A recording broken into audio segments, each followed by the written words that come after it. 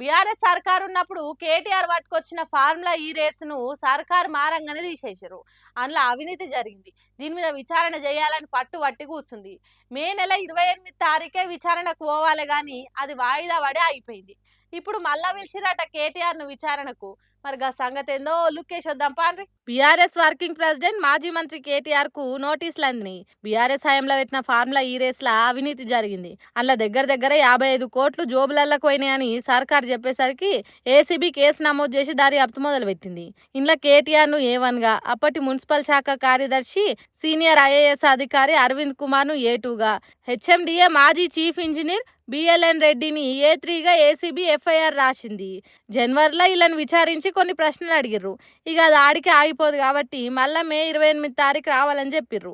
కాకుంటే అప్పుడు కేటీఆర్ అమెరికా పోయినందుకు ఈ నెల 16 తారీఖు మళ్ళా విచారణకు రావాలని నోటీసులు ఇచ్చింది ఏసీబీ. అయితే ఈసారి మాత్రం కేటీఆర్ ఒక్కనే విచారణకు పిలిచిరట. మరి విచారణ తర్వాతనైనా తేల్చుతారో అవినీతి అయ్యిందని, లేకుంటే మళ్ళీ విచారణ వేస్తారో తెలియదు కానీ దీని మీద మాత్రం గులాబీ పాటోలంతా గర్రు గుర్రన పట్టిర్రు. కాంగ్రెస్ సర్కార్ కావాలని ఇట్లా చేస్తుంది, ఉన్నది లేనట్టు చెప్పి కేటీఆర్ పతారం తీసేద్దామని ఈ కుట్ర చేస్తున్నారు అనుకుంటా అగ్గి మీద గుగ్గిలం అవుతుర్రు. మరి విచారణ తర్వాతనైనా ఫార్ములా ఈ రేస్ గురించి ఎసొంటి నిజాలు బయట పెడతారు, ఏం తెలుస్తారు అనేది 16 తారీఖు తర్వాతనే తెలుస్తుంది. ఇక